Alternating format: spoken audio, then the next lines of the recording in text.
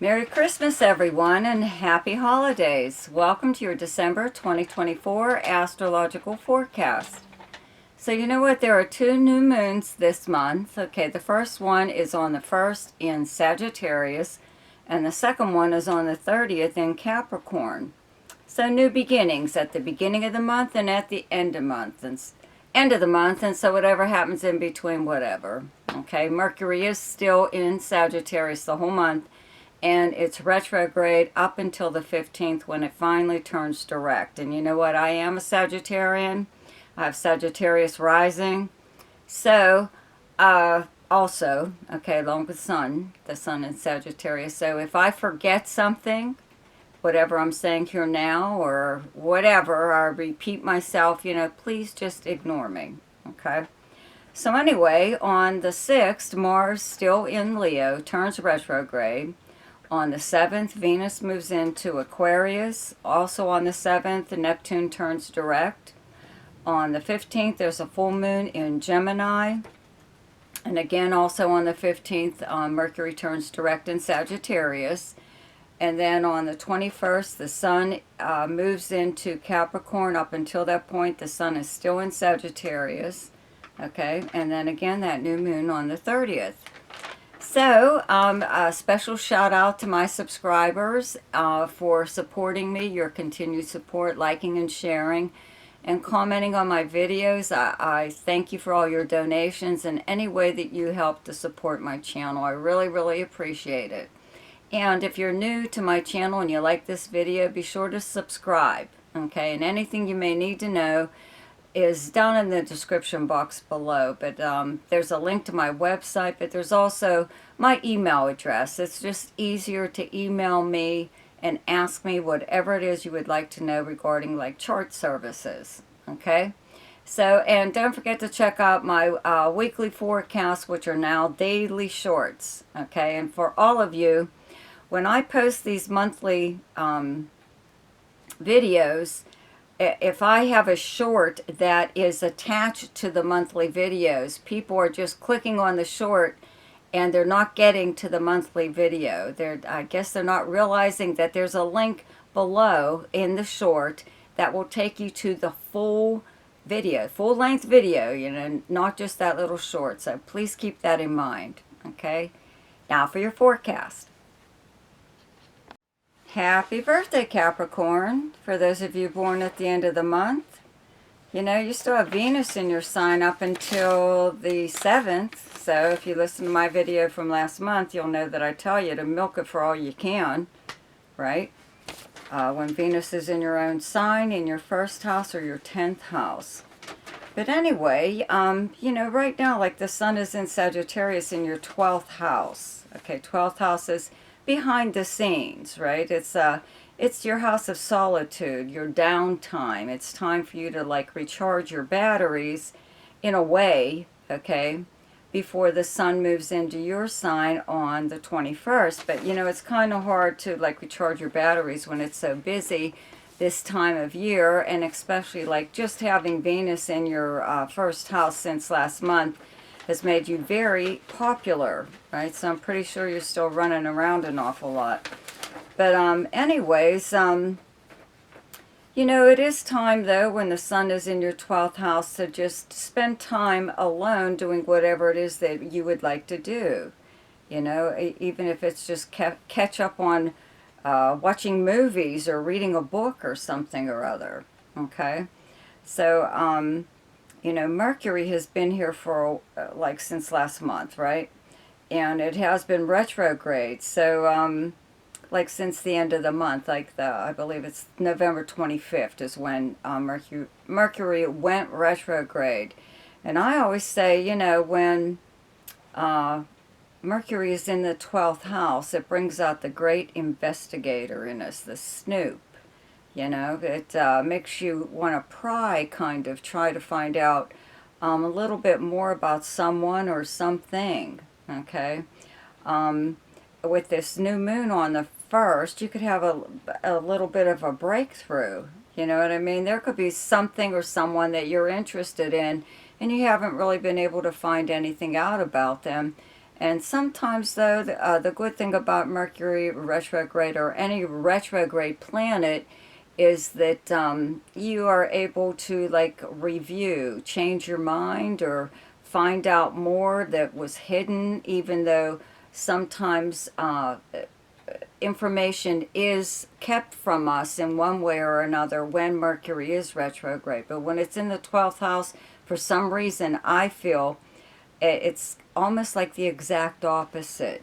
Okay, so you could be having conversations even with someone behind the scenes. The 12th house is the house of secrets and confidences and actions by you or someone else behind the scenes. Okay, so you could be planning something, or someone could be planning something behind your back. It could be something really nice, though, for like your birthday, some kind of surprise possibly, or, you know, something that I think it's something nice, okay, because it's happening while Venus is still in your first house. So, you know, I think, you know, it could be a little bit of a surprise. Could even be a person possibly that you would like to see coming back into, you know, town, possibly, you know, visiting for the holidays, or with someone you haven't seen for a while, whatever. But that new moon, you know, on the 1st does bring a new beginning in this area. You know, you may even make a decision at this time. Keep it to yourself, but decide on, you know, how you feel about a certain matter, or how you're going to act regarding a certain matter or person.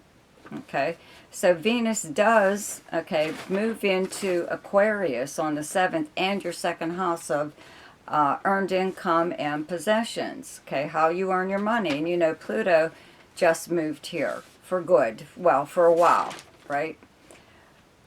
So you just have Pluto in your sign, you know, so you know what it's like, even though the changes that you'll be experiencing will be in your finances, how you earn a living. Okay, you may still be doing whatever it is that you do now, or even if you're retired, you still have some kind of income coming in. But the second house is many, many things. It is your house of self-worth, your feelings of self-worth, your values, personal values, also your valuables, your investments, and it's also the house of hidden talents. Okay, so something over the next 20 years, or I forget how, it's about 20 years, that Pluto is in Aquarius, okay? I think 2044, okay? So, something about you, you know, some kind of special talent that you have, could even be something that you did when you were much younger, like in school or something or other. And you may end up like earning a living, even if it's a side job, you know, something or other. But having Venus here, though, from, you know, the 7th on for the rest of the month, brings about, it attracts, Venus is attracting things like money to you, you know, but it is a holiday season, so I'm pretty sure you're going to be getting gifts of some kind, and they could be gifts of money, okay? Especially when, you know, the sun moves into your sign, right, on the 21st. But either way, you know, it's nice having Venus in your second house, because it does attract money, but it also Venus-related things like luxury items, like jewelry, even art, you know, beautiful things, okay? So Mars in Leo, okay, in your 8th house of other people's money and resources. This is shared property and shared debt, shared bank accounts and credit cards. It's also passive money through means other than earning it, such as a legal settlement, insurance payout, inheritance, or legacy.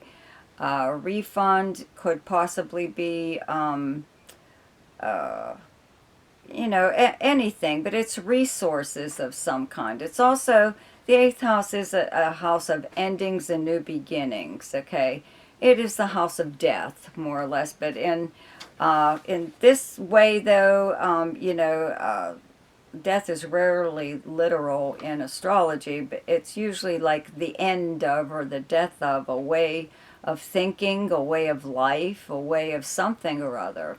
So Mars here has been here for a while, and Mars just in Cancer, your opposite sign. Okay, you probably had maybe a little bit of a dust up with somebody or other, and it was in your seventh house of close relationships and partnerships, right? So it had to be somebody that you were either romantically involved with, business, or a close friend, or something or other. And now Mars moved into the eighth house, and maybe you have been, I don't want to say fighting over money and property, or who owns what and who owes what as far as credit cards go, bills go, who's going to pay the bills.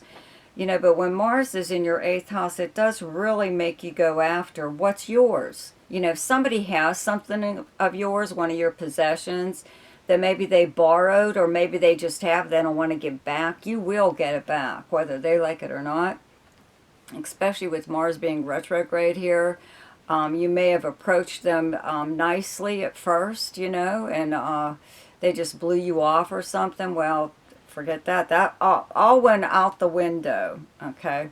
So also, though, sometimes when Mars is in the eighth house, creditors get really aggressive, trying to come at you for a bill, or not. Sometimes it's not even your bill, you know what I mean, or someone else's debt, whatever. It depends on if you share property or anything else with someone else. Okay, but with Mars retrograde here, even money that was due you, though, may come to you at this time. You may find out that there is something that belongs to you, and it could be money, but it could be anything. You may find out in a roundabout way that's, in fact, you could find out when it finally shows up on your doorstep. How's that? Yeah, that should tell you it right there. Okay. Anyway, so there's a full moon in Gemini in your sixth house. That's where you have the sign of Gemini on the 15th. And the sixth house is the house of the kind of work that you do, the workplace, your co-workers, your house of health, and your house of service to others. And the planet Jupiter is in Gemini here up until like June, I think June of next year. And it's retrograde right now, but it's still, just as effective. It's not, it's in detriment when it's in Gemini. It doesn't do real well there, but it's always helpful. Jupiter's a fantastic planet. And when it's in your sixth house, it seems like, work goes a lot better if you do work with other people. If you're self-employed, it seems like you gain a lot more clients at this time. There's a lot more creativity, I would have to say, in any kind of work that you do, even if it isn't something creative, even if you do something like really boring, there's still something really neat about it, just having Jupiter here at this time. And I do have to mention, too, that, everybody eats a lot more around the holidays because you're eating things that you don't see or have, every single day, usually, right? And Jupiter in the sixth house does have a tendency to make you gain weight. Okay, and that's even before the holidays came around. So you may want to keep that in mind. Okay. But with this full moon here, a full moon exists to bring something to the surface. So you can, a problem or something that's becoming an issue. And if this is work related, it looks like it'll be taken care of like very nicely. Again, just having Jupiter here, it seems like everybody, you may even have supporters, but everybody agrees that whatever this, whatever was bothering you was more than likely bothering everyone, and that it should be taken care of. Somebody should do something about it, the company or whatever. And I'm sure that's what will happen. You may even have a problem with a coworker. Okay, and I think that will actually be taken care of like very nicely. Nice is the key word here. Okay. Also, your health should be pretty good at this time. Okay. And this being the house of service to others, there could have been something as far as this full moon goes. This is just a maybe. Something like this might pop up, okay? Especially with Neptune in Pisces turning direct on the 7th. You have Pisces in your 3rd house, okay? Along with Saturn. And 3rd house is many, many things, but one of those is siblings, cousins, and neighbors in your neighborhoods, and the 6th house being the house of service to others. You may have been helping someone within your neighborhood, or again a sibling or somebody. It could even be a coworker, and maybe you're done. Maybe it wasn't supposed to be a long-term thing. Maybe you were just supposed to do whatever, and then that was it, and they may expect you to do this whatever all the time. So now would be the time to end that. And again, very nicely. I think everyone will be okay with it. It won't be like a big deal. Okay, so then again, Mercury does turn direct on the 15th. Okay, so, any kind of confusion that you may have had, especially like maybe even with gossip, that you've been hearing. Maybe it's not like right out there, maybe it wasn't making any sense. A lot of stuff like that should start to clear up. Okay, especially when around that new moon that's in your sign on the 30th. That's your personal new moon for the year. That starts your year, actually. The sun does move in to your sign on the 21st, and so you're like the center of attention, okay? You're beaming, you're all lit up and everything, right? So, this new moon here does bring a new start in whatever it is. Like you make plans. A lot of people make a list even. Maybe that's it could be a New Year's resolution, or just some kind of plans that you've been making that you actually act on, when instead of just talking about it as maybe you did in the past. This is something you may actually do, okay? So the best time to do something each month is when the moon is in your own sign, and the moon is in Capricorn on the 2nd, 3rd, 4th, 30th, and 31st. The best time to lay low is when the moon is in your opposite sign, and your opposite sign is Cancer, and those dates are the 15th, 16th, and 17th. The best time for romance, recreation, creativity, fun, gambling, or speculation, and anything to do with children is the 11th, 12th, 13th, 25th, 26th, and 27th. The best time for money is the 5th, 6th, 17th, 18th, and 19th. The best time for your career is the 22nd, 23rd, and 24th. And the best time for communication and travel is the 7th, 8th, 9th, 20th, 21st, and 22nd. 22nd. So, happy birthday to you. Have a wonderful, wonderful time. And a wonderful holiday. See ya.